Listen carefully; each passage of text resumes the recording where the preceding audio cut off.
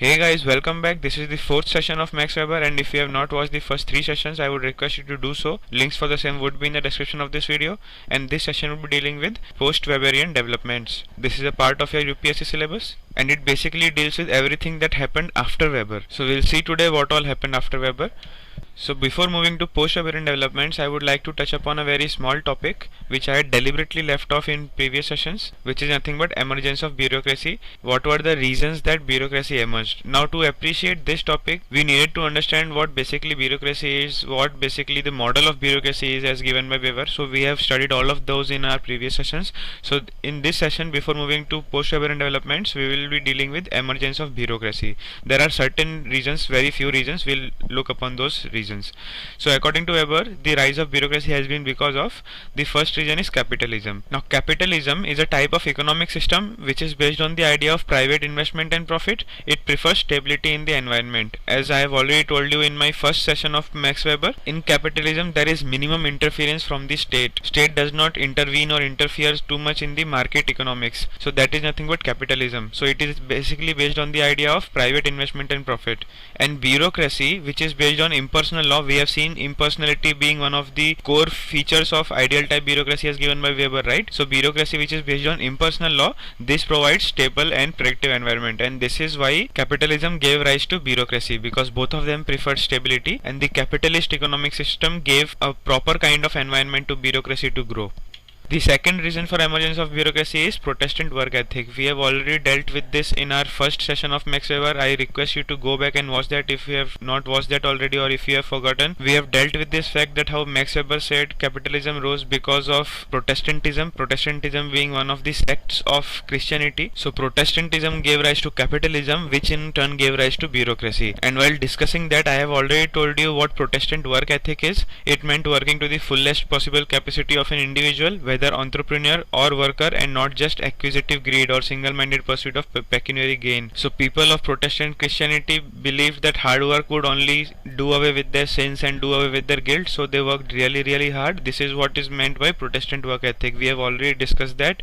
This new ethos helped modernization of the economy, because they now rejected miracles and turned towards science. It now helped modernization. This new ethos helped modernization of the economy, growth of production and increase in productivity. All of this happened because of Protestant work ethic. Protestantism and its work ethic engendered a social psychology supportive of rational planning, personal discipline, technology and bureaucratic organization. So basically Protestantism and Protestant work ethic gave rise to all of these things. Rational planning, it gave rise to rational planning, it gave rise to personal discipline, it gave rise to technology and technological inventions and technological booms, and it also gave rise to bureaucratic organization. So this is the second reason that Weber says is because of which bureaucracy rose. The third reason is industrialization. Organizations became big in size and large in operation. They could no longer be managed in an unprofessional and unscientific manner. That is why it was needed to shape the bureaucracy in a professional manner. That is why Weber gave an ideal type model of bureaucracy, to shape the bureaucracy in a professional manner, in a scientific manner. They required a scientific approach. This provided a basis for the rise of bureaucracy. So moving on, our next reason for rise of bureaucracies are democracy and money economy. So what is democracy? Democracy basically promotes impartiality, equality and welfare commitment. As we already know, democracy basically means power in the hands of people. We elect our own representatives, we elect our politicians. That is power in our own hands. This is nothing but democracy. So what democracy does is it promotes impartiality, it promotes equality, and it also promotes welfare commitment. Democracy is only possible when the law is impersonal in nature. That is, there is no discrimination. If there is discrimination, if there is personality involved, then democracy is not possible. Democracy is only possible when the law is impersonal in nature, when there is no discrimination among all the citizens. Bureaucracy works within the framework of impersonal law. Hence, bureaucracy grew with democracy, because democracy is based on impersonality and bureaucracy works within the framework of impersonality. Hence bureaucracy grew with democracy. I hope you understand now. Democracy promotes welfare of people, but this cannot be provided without the requisite expertise or professionalism. This expertise and scientific approach can be provided by bureaucracy.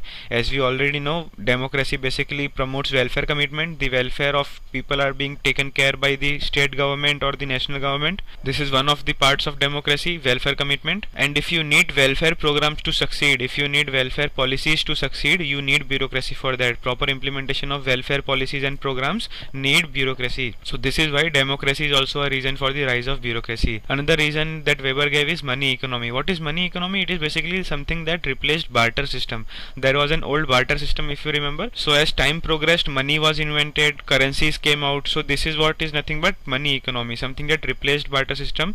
We have currencies and money to exchange items. So money economy provided a basis for the mode of exchange. The prices of the goods and services were fixed. This is what is money economy. Bureaucracy is a hierarchical organization with a sphere of competence. That is, every position has a defined responsibility and authority. We have learned about what sphere of competence, right? So every position has a sphere of competence around it.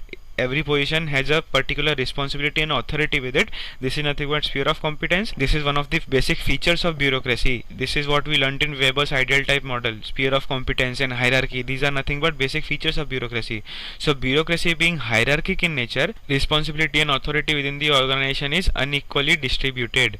So one of the basic features of being hierarchical in nature is responsibility and authority gets unequally distributed. Someone will have more power and responsibility and someone will have less power and responsibility. Basically the people in the upper echelons of organization have more powers and responsibility with them.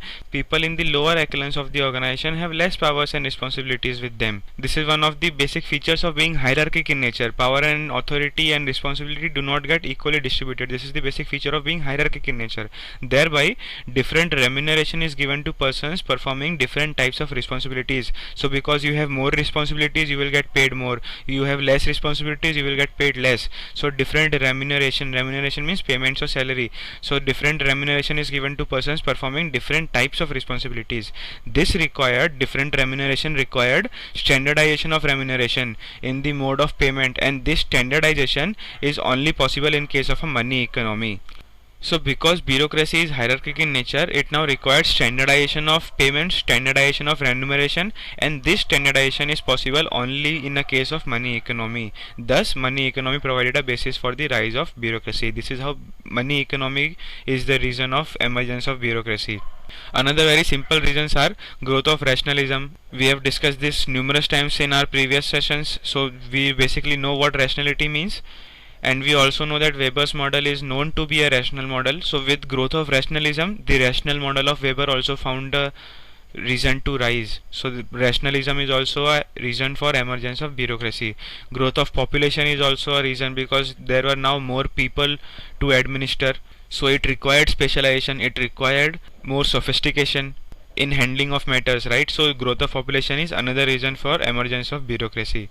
Other reason is development of modern means of communication. So as technology got advanced, the means of communication also get advanced. So with modern means of communication, we now had more resources at our disposal, and problems of people were now more effectively brought up to the authorities. So basically authorities became aware of problems of people because of modern means of communication, and this is what required sophistication in the operation of bureaucracy, and this is what is the reason for emergence of bureaucracy, modern means of communication. So basically these are the reasons of emergence of bureaucracy as Weber has said. So we'll now move on to our main topic of today, which is nothing but post-Weberian developments.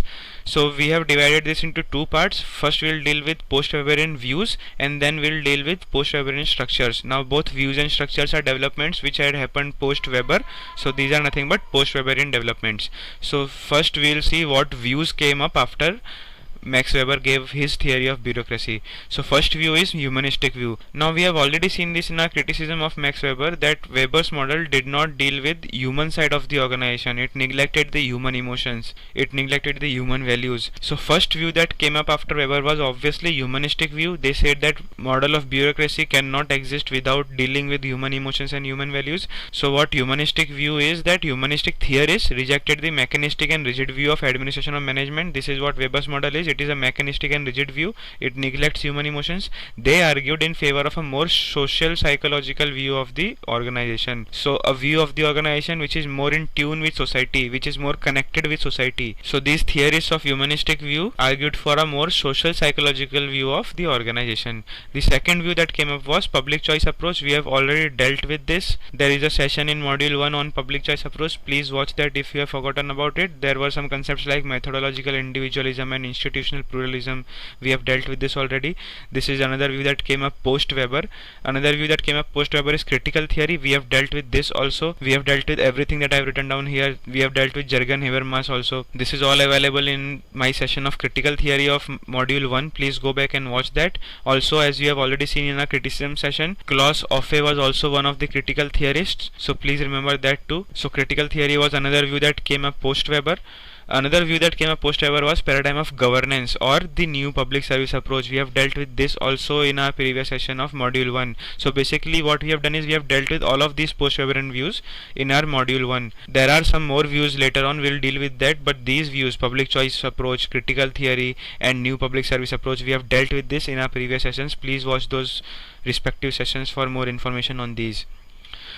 Next view is that came up post Weber is normative concerns or discretionist view. This is also referred to as value laden approach. The Weberian developments, as we know, are primarily instrumental in nature because it emphasizes on the use of tools and techniques with an emphasis on efficiency and economy. So we know this, that Weber's model dealt more with efficiency and economy in bureaucracy, but on the other hand, if we take into account developments like new public administration (NPA) or new public service approach or digital era governance, all of these concepts emphasize on a value laden approach. There is a certain value attached to them. We know of this, right? New public administration, new public service approach, all of them say that there should be a certain value attached to our administration. It should be more connected to the society, it should be more connected to the human side of the organization, so there should be some value attached to the administration that we administer.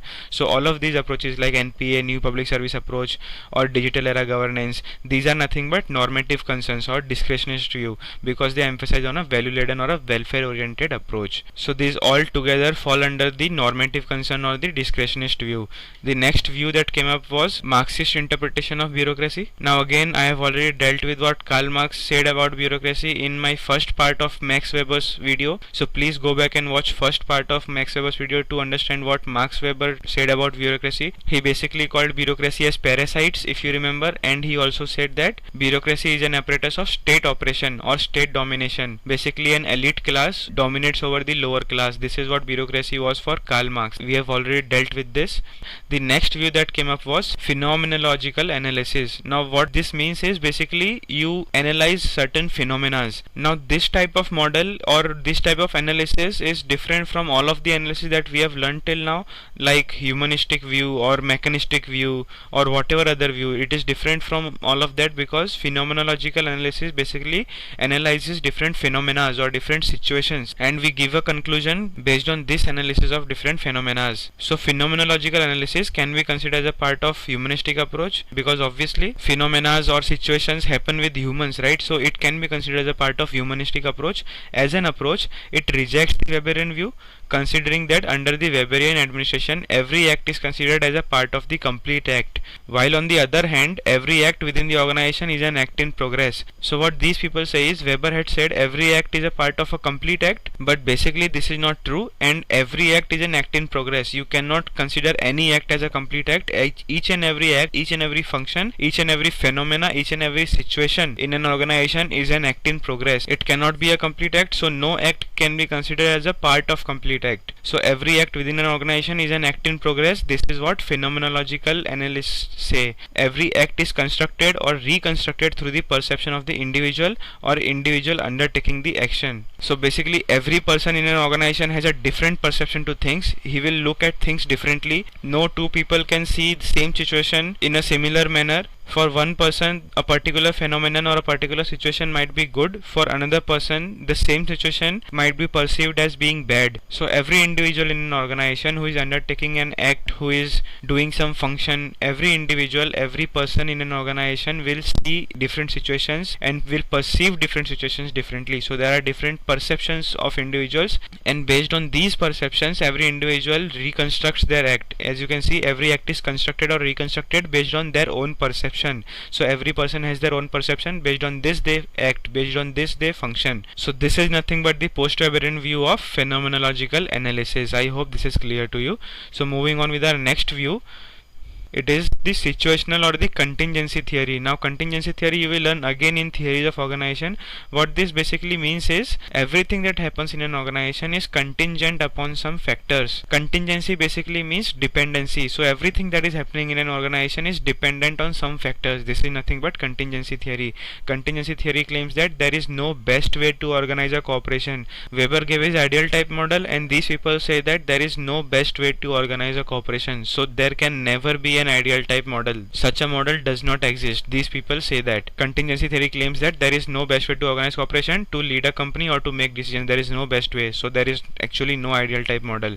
Instead, the optimal course of action is contingent or dependent upon the internal and external factors such as size, technology, environment, goals, values. So there are various factors. There are numerous factors that any course of action in an organization depends upon. Everything that happens in an organization depends on some of the other factors. So there can never be one best way. There can never be one ideal model of organizing a bureaucracy. This is what nothing but contingency theory. Basically everything that happens inside an organization is contingent or dependent upon some of the factors. You will learn about this again in theories of organization. Contingency theory is one of the theories of organization.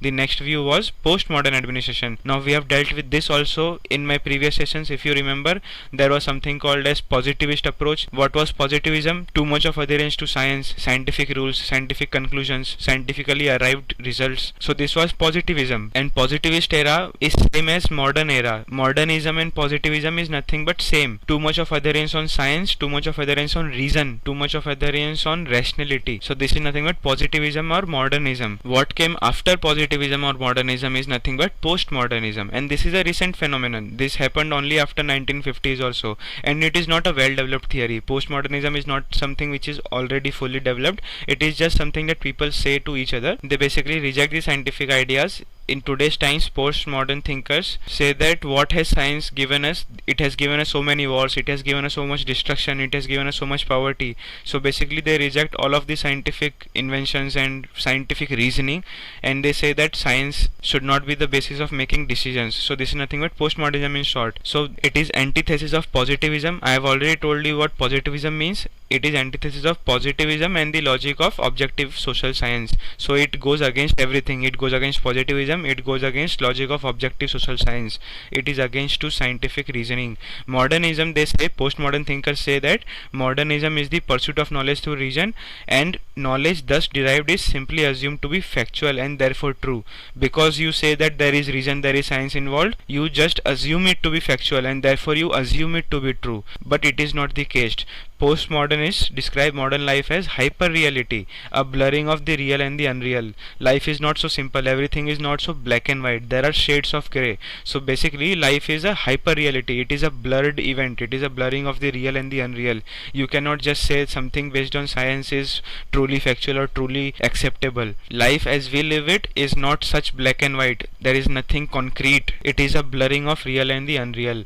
So to postmodernists, modern public administration based on enlightenment logic is simply misguided. As we already know, enlightenment was that period of history where people rejected miracles, they gave up the hope of God and they turned to science. So as you can see, there is a particular chain that is happening. Initially too much of things happened based on just religion. People devoted their reasoning to God. They said that it is an act of God, something bad happened that God has done it, something good happened that God has done it. So everything was based on religion, everything was related to God. This was the earlier era, and after that came the enlightenment era where people started reasoning things, where people started turning towards science. This is nothing but positivism. Enlightenment era is nothing but positivist era or the modernism era or the modernist era, and after that came postmodern era, which is nothing but against all of these ideas. So as you can see, there is a particular chain that is happening. So to postmodernists, modern public administration based on enlightenment logic is simply misguided.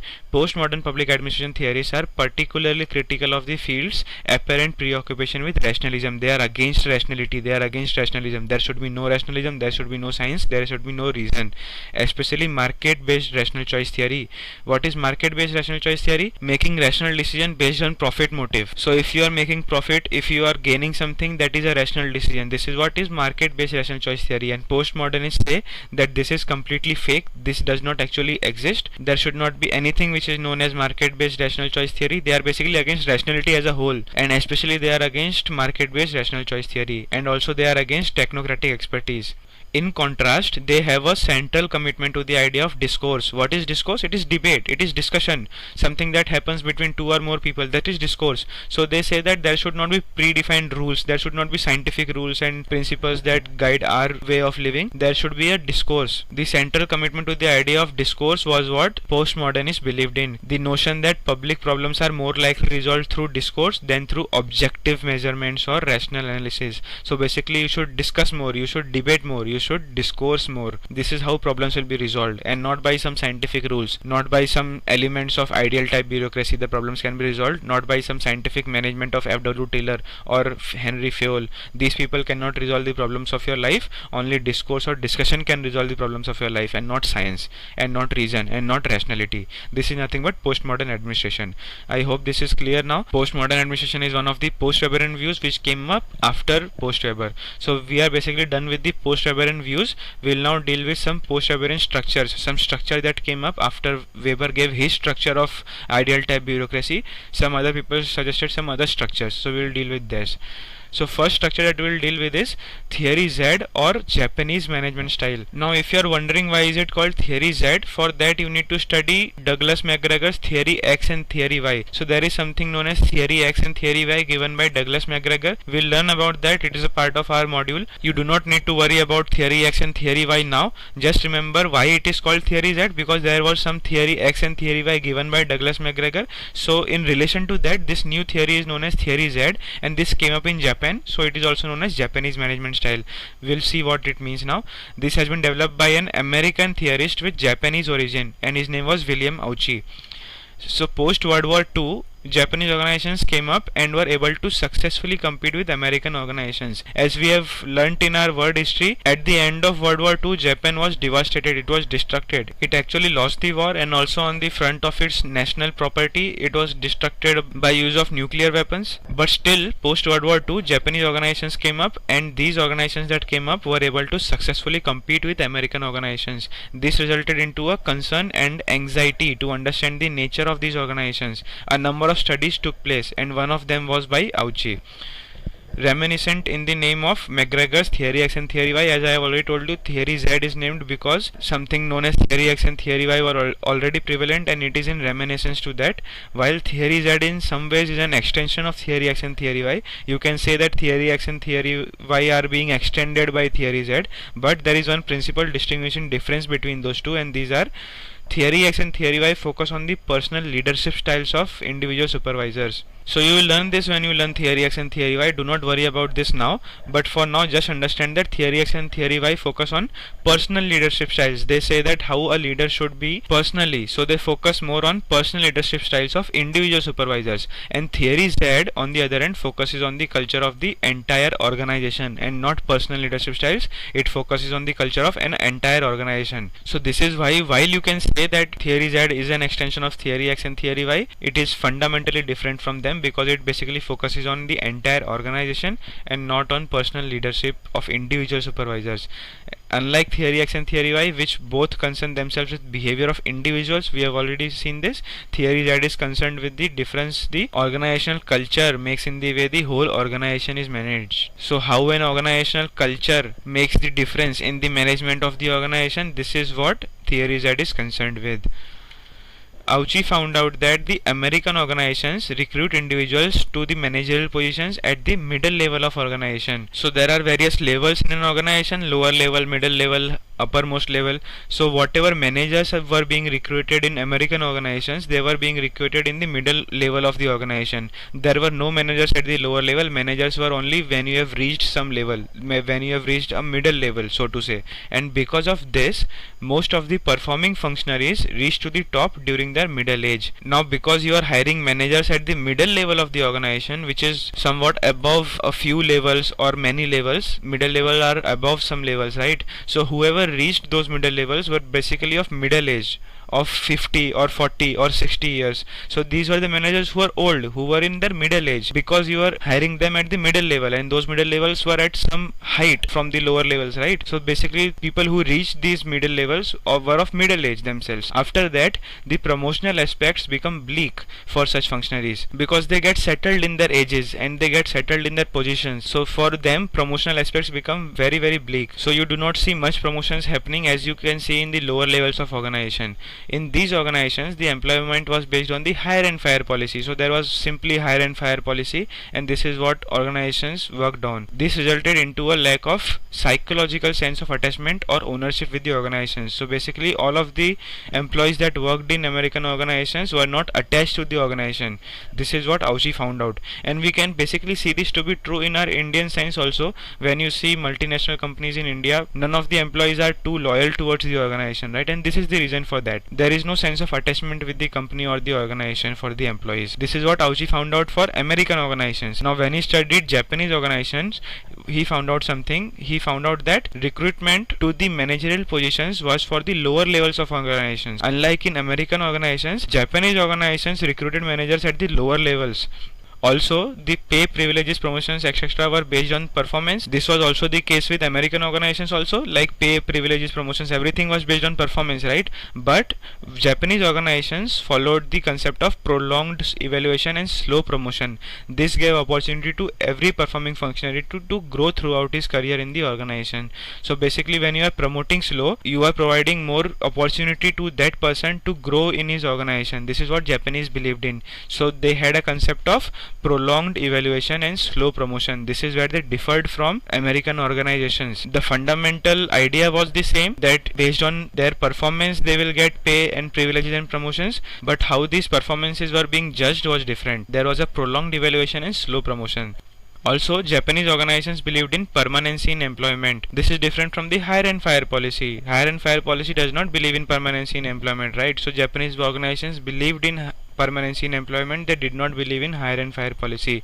The informal aspects were considered to promote the formal goals of organization. Now what are informal aspects? We have dealt with this shortly, very briefly in one of the previous sessions. So basically whatever formal organizations are there, they form within themselves some informal organizations. For example, a group of people who are working together might create bonding among themselves. They might form an informal group. This is what is informal group within a formal organization. People who are forming bonding among themselves. So these informal aspects were also considered by Japanese organizations, as opposed to what American organizations did. They just considered the formal goals of the organization. Informal aspects were also considered by the Japanese organizations. Also, extra organizational activities were used to reinforce the organizational activities. Not just strict adherence to rules and principles, some extra organizational activities were also used. For example, to relax the employees, recreational activities and other such stuff. So such extra organizational activities are also used to reinforce the organizational activities.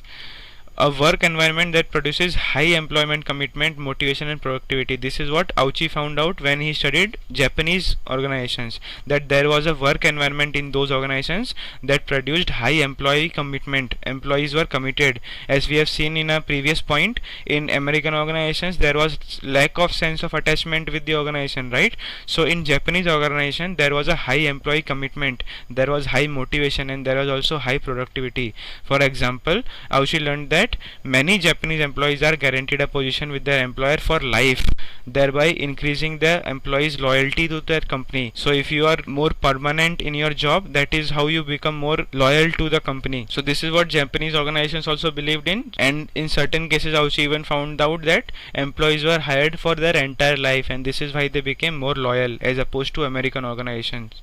There was a certain concept which is known as Ringi system. As we have already seen, managers were hired at lower levels of organizations, right? So every problem went through all the levels of managers. So the lowest level of manager will come up with some solutions, and they will give these solutions to their superior level of managers, and now these upper level of managers will consider the solutions given by the lower level of managers. They will discuss among themselves again, and they will come up with a new set of or the same set of solutions, and they will again give up to the higher level.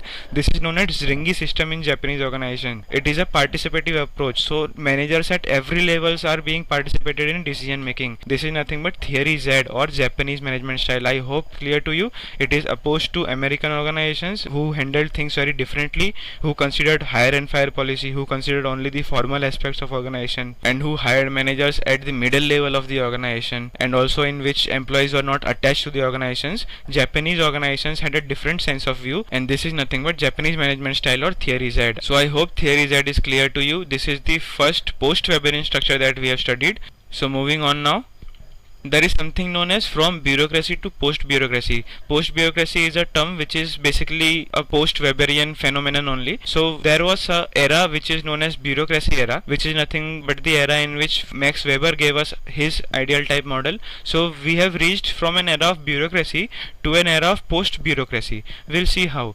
There is an elegant shift from industrial to post-industrial society since the 1970s. So basically industrial revolution has advanced so much in today's times that there is no industrial society left at all. So whatever society has developed since 1970s, we call that society as post-industrial society. So there was a shift from industrial to post-industrial society, shift from mass production of standard products to niche products. And we see this happening in today's times also, like standard products are not mass produced. Niche products or different products or products that are not similar to the ones already existing in the market, such niche products are now developed on mass scale, and there is a general avoidance of the production of the standard products, the similar kind of products. This is a change that we are seeing happening in our today's times, in today's society. Employee demand for flexibility and autonomy. This demand was put forward by employees in our post-industrial society. In our today's times, employees demand more flexibility and autonomy. This is the change that we are seeing. Elegant development of a new organizational form, which is nothing but the post-bureaucracy. So this new organizational form is called as post-bureaucracy. So we have basically reached an era of post-bureaucracy from an era of bureaucracy of Max Weber. So we'll see what this era of post-bureaucracy means. Bureaucratic model, as we know, was based on rules, hierarchy, impersonality and division of labor. These are all the features of bureaucratic model. We have learned about them. However, it suffers from some problems. We have learnt about these problems also in our criticism part. And what are these problems? Poor employee motivation, producer focus only, not the client or the citizen focus, just the producer focus, and there is a certain kind of inertia.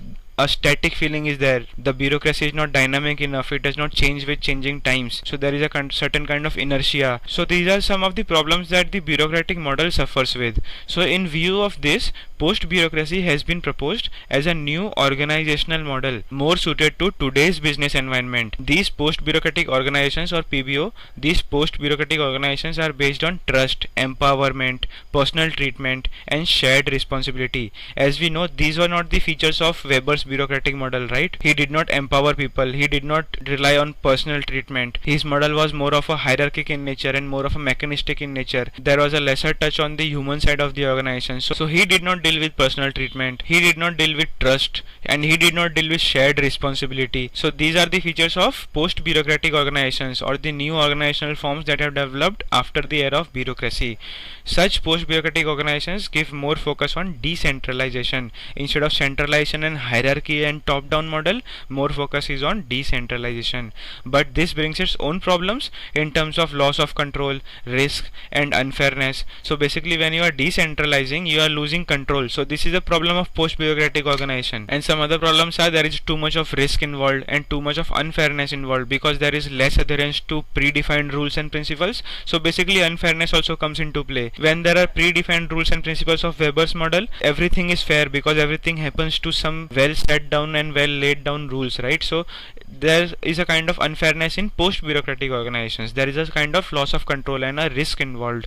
Post-bureaucratic organizations may be unstable since more worker autonomy may lead to confusion. Because you are giving more autonomy to workers, this may lead to confusion. And as one of the famous thinkers, Wilmot, has said, autonomy is slavery, bureaucracy is freedom. Now this statement is so opposing, right? Autonomy is slavery. When you are saying autonomy, you do not mean slavery, you mean freedom, right? But what Wilmot says is, in case of post-bureaucratic organizations, autonomy basically means slavery and bureaucracy basically means freedom. He basically is on the side of Max Weber's model of bureaucracy. He says that bureaucracy is freedom, and when you give autonomy in post-bureaucratic structures, that is nothing but slavery. He says how it is possible is jealousy and rivalry may arise amongst employees, because now you are giving so much autonomy to employees. Employees may develop jealousy and rivalry amongst them, and groups will be concerned about their own productivity rather than moving towards the corporate goal. There are some organizational goals, right? There are some goals or objectives that a particular organization has to achieve. So when you give more autonomy to people basically lose focus from these overall organizational goals. They are more concerned about their own productivity and not the productivity of the organization as a whole.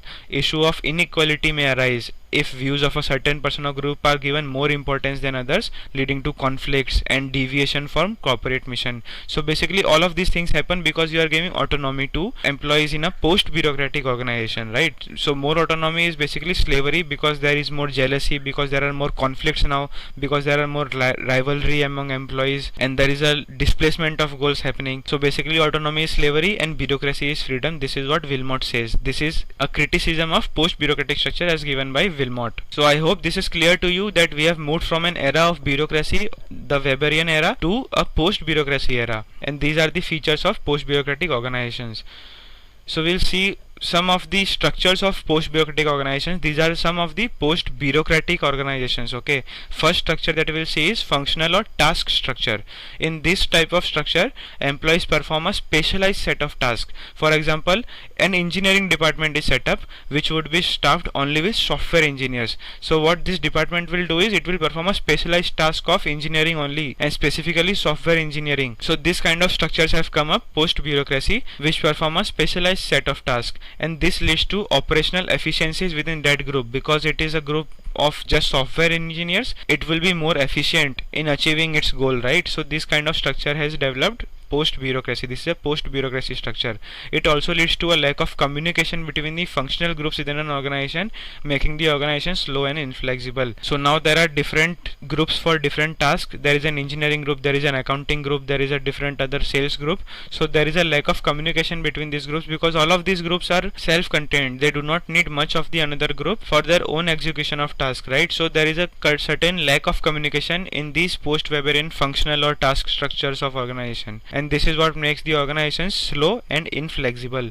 These types of functional or task structures are best suited as a producer of standardized goods and services at large volume and low cost. So if you have a large volume of things to produce, you can set up a task structure. So it is best suited for something which has to be produced on a large scale and which obviously needs lower cost of production. So you can set up a functional structure or task structure for that. Coordination and specialization of tasks are centralized in a functional structure, which makes producing a limited amount of products or services efficient and predictable. So because it is a specialized set of tasks that a structure is functioning, there is more coordination within such structure, right? So there is more coordination and there is more specialization of tasks, and this is what makes their services more efficient and more predictable.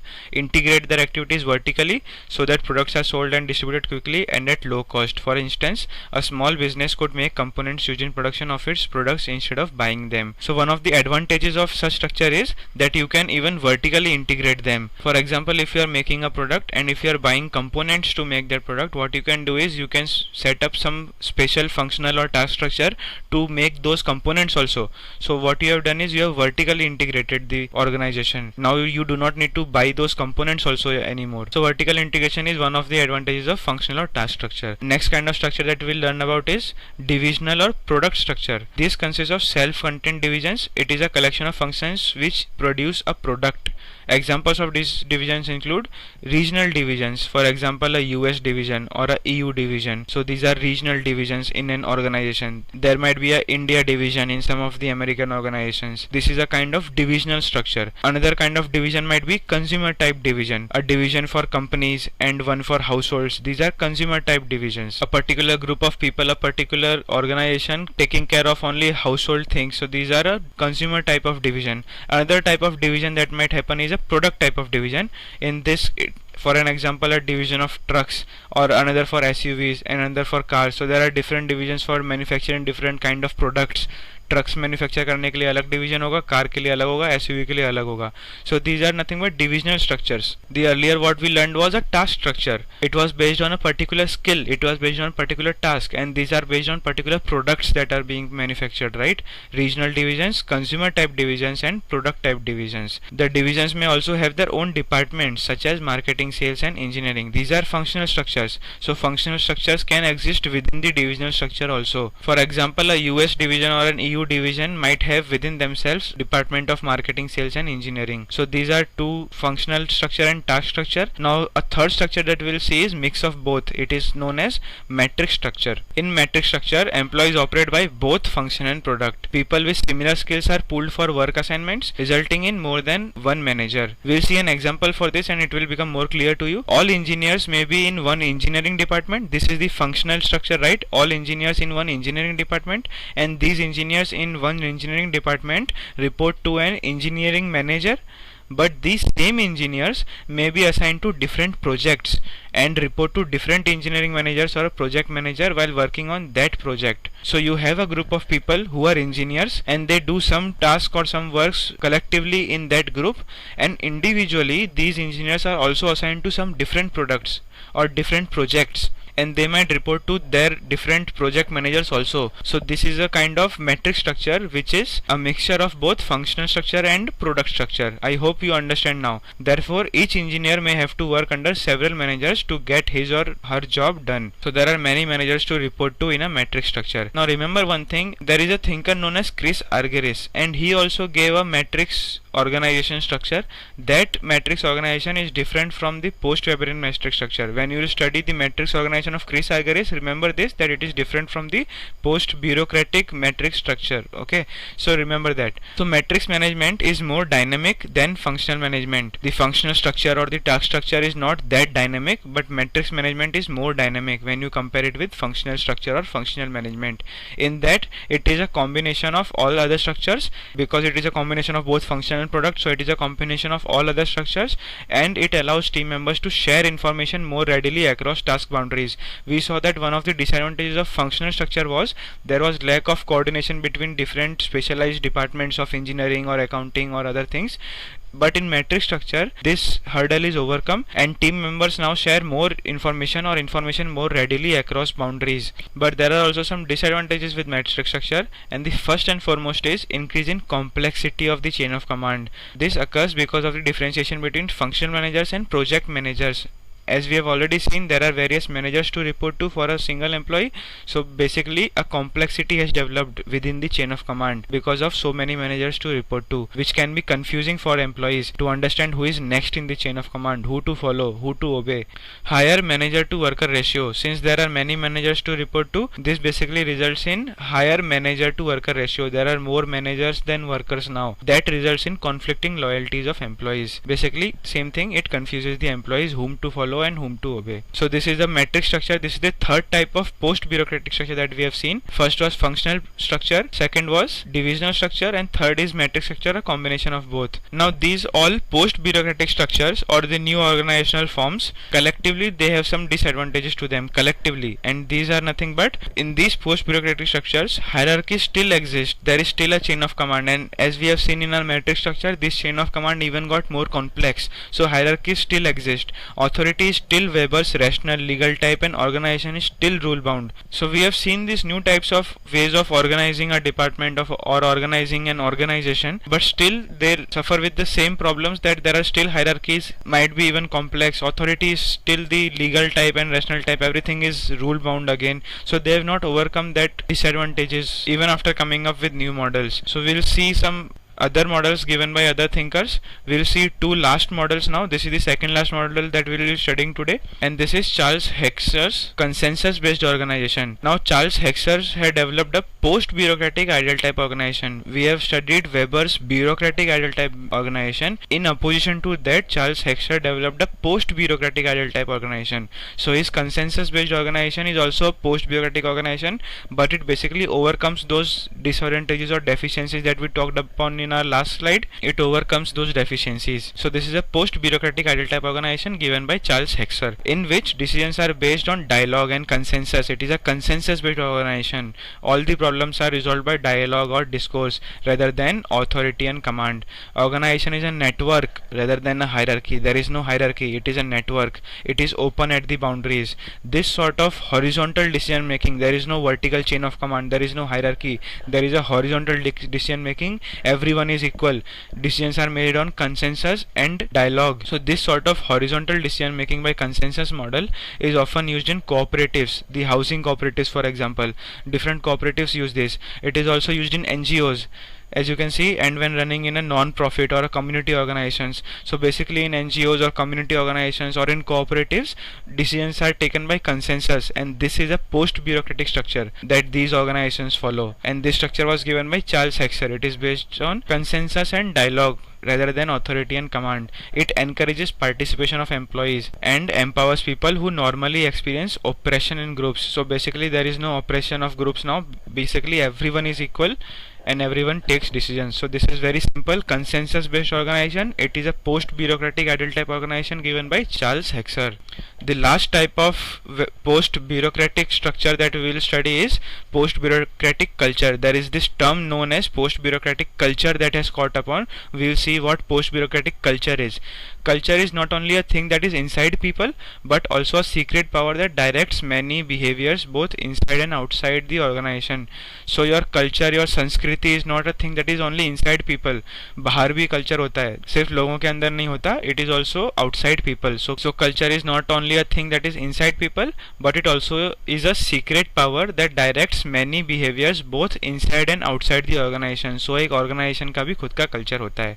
In every social situations, individuals work consciously or unconsciously like a leader. You tend to follow your leader. So consciously or unconsciously, you tend to imitate him. You tend to work like a leader, and they not only behave like a part of existing culture, but also generally start forming new cultural elements. So while you are imitating or following your leader, you are not only following your existing culture, you are also forming a new cultural element, which is a mixture of your own culture and your leader's culture. So this is a new element of culture that you are giving rise to. So this is what happens in every social situation. Now bureaucratic structure is something that managers protect their employees that do not make a mistake, and there is only one true way to do the work. So if you are not doing any mistake, till that time only managers will protect you. Managers protect their employees that do not make a mistake, and those who do mistakes, managers do not protect them. This is a bureaucratic structure. This is a culture of Weber's bureaucratic model, and there is only one true way to do the work. This is a bureaucratic culture. What is post bureaucratic culture is, it gives more importance to subordinates' decisions, their choices and their free thoughts by sustaining the soul of reformism and entrepreneurship. So you are basically reforming everything. You are basically giving more free hand to your subordinates. This is nothing but post bureaucratic structure. It gives more importance to subordinates' decisions. Management style moving from bottom to top instead of coming from top to bottom. Now decisions are being made from bottom to top, and this increases trust by minimizing chain of command. So loyalty and compliance by employees also increases. It increases the trust on the part of employees. Every member takes a responsibility for the success of the whole organization, and not only the managers and the chief executives. Every member and every employee has a share, and he takes a responsibility for the success of the whole organization. And this is nothing but post bureaucratic culture. I hope this is clear now. So we are done with our Max Weber session. We are dealt everything that we have to deal with in Max Weber. Now what we'll do is we'll deal with some practice questions. I've included some UPSC and non-UPSC questions also. So we'll discuss some UPSC questions. In 2015 they asked, Weberian model of bureaucracy lacks emotional validity when applied to modern democratic administration, and you have to comment on this for 15 marks. So very simply, you have to criticize bureaucracy's model. You have to give some criticisms for Weberian model of bureaucracy, that it lacks emotional validity, it lacks the human side approach, it does not deal with humanistic emotions and human values. This is all you have to criticize for 15 marks. This is very simple. Now coming to 2012 question, you will see, in the canonization of this abstract idea of Staatsräson are inseparably woven the sure instincts of bureaucracy for the conditions which preserve its own power in the state. This is a statement given by Weber, and you have to explain this. Now this is a German word. Remember, Max Weber was a German guy and he used this German word. It means national interest. Now if you know that this word means national interest in German language, you can answer this question. It becomes very simple. This question basically says that bureaucrats tend to preserve their own power in the name of national interest, कि हम national interest के नाम पे अपनी power preserve करेंगे. This is what the question asks, and you have to explain this if you know what Staatsräson means. So as you can see, UPSC can completely surprise you, it can completely shock you, and unless and until you are very sure of the internal meaning of the question, do not try to guess wrongly. You can still try to attempt, but do not try to guess wrongly, because that will obviously fetch you a negative impression on the part of the person who is checking your paper. So as most of you might be thinking by now, this is a clear proof that UPSC is very unpredictable. You cannot predict what the UPSC will ask in the question. English कम पढ़ रही थी, German भी घुसा रहे हैं अभी.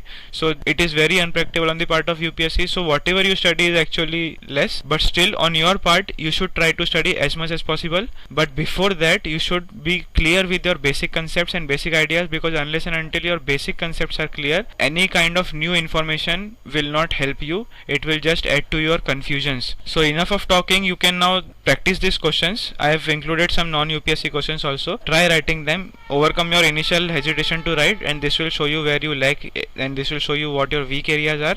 So on this note, I would like to thank you all for watching this session. I do not know when my next session would be or what it would be on. I do not know till when I would be able to continue this.